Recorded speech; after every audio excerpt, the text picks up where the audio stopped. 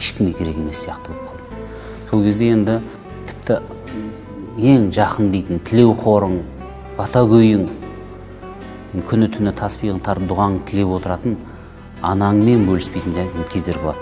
Ағаларыңа айтамайтын кездерің болады, жақындарыңа айтамайтын кездерің болады. Өйткені ол бәрі сен сияқты түсіне алмайды. Біріншіден, екіншіден оның жүрегін ауыртқың келмейді.